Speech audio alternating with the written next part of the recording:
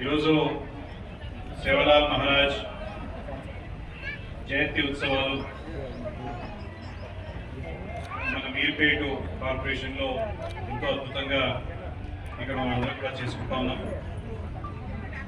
అయితే ఈ కార్యక్రమానికి ఇచ్చేసినటువంటి పెద్దలు రాష్ట్ర అర్బన్ డెవలప్మెంట్ కార్పొరేషన్ చైర్మన్ పెద్దలు జిల్లా నరసింహారెడ్డి గారికి, పెద్దలు గోవర్ధన్ రెడ్డి గారికి, నీలా నాయక్ గారికి, రవి నాయక్ గారికి, ముఖేష్ ముద్రాజ్ గారికి,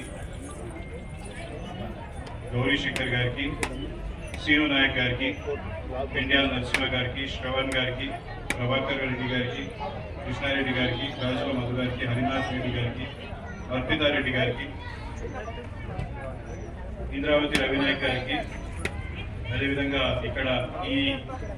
ఇక్కడికి సంబంధించినటువంటి నా బంజారా సోదరి సోదరులైన మీ అందరికీ పేరు పేరు నమస్కారాలు తెలియజేస్తా ఉన్నాను. ముఖ్యంగా నేను సేవలాల్ మహారాజు గుడికి ఎక్కడికి వెళ్ళినా కానీ ప్రతి దగ్గర పోయినప్పుడల్లా నేను ఒకటే విషయం మాట్లాడతాను. మన సాంప్రదాయాలు ఎంతో అద్భుతంగా మనం ఇక్కడ చేసుకుంటా ఉన్నాం.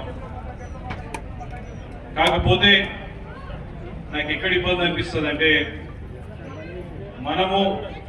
సేవలాల్ మహారాజు ఏవైతే 22 సూత్రాలు మనకు చెప్పారో, దేని వల్లనైతే ఈరోజు ఈ బంజారా కుటుంబాలన్నీ కూడా అద్భుతంగా అభివృద్ధి కాగలిగినాయి. అద్భుతంగా వారు స్వేచ్ఛతోని ప్రతి కార్యక్రమం చేసుకోగలుగుతున్నారు. మరి ఈ సూత్రాలను మన భావి తరాలకు మనం తెలియజేయట్లేదేమో అని చెప్పి అప్పుడప్పుడు నాకు అనిపిస్తూ ఉంటుంది.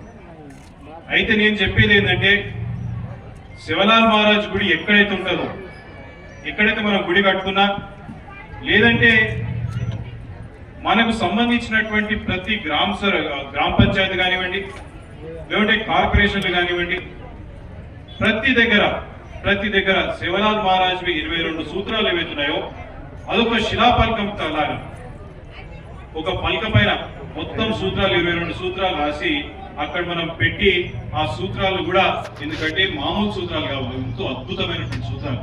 వాస్తవంగా ఆంగ్లేయులు మన భారతదేశానికి వచ్చిన తర్వాత, అది అంతకు ముందు మొఘలు ముస్లింలు మన పైన దండయాత్రలు చేసినప్పుడు ఇక్కడ ఉన్నటువంటి బంజారా మిత్రులు, బంజారా సోదరులు, వాళ్ళు మతం మారకుండా కాపాడినటువంటి సూత్రాలు సేవలాల్ మహారాజ్ సూత్రాలు. ఆ సూత్రాలను సేవలాల్ మహారాజ్ గారు ఎంతో అద్భుతంగా వీళ్ళందరినీ మనం కాపాడుకోగలిగినాం. కాబట్టి ఆ సూత్రాలు ఎంతో మనకు కానివ్వండి, మన హిందుత్వానికి కానివ్వండి, ప్రతి ఒక్క దానికి ఎంతో దగ్గరగా ఉండేటువంటి సూత్రాలు ఇవి. మన ఈ సూత్రాలను 100% మనం పాటించాలని చెప్పి మీకు విజ్ఞప్తి చేస్తా ఉన్నాను. చాలా మందికి తెలియకుండొచ్చు, అది ఎంతో కష్టమైన సూత్రాలు ఏం కావు. మీరు ఒకసారి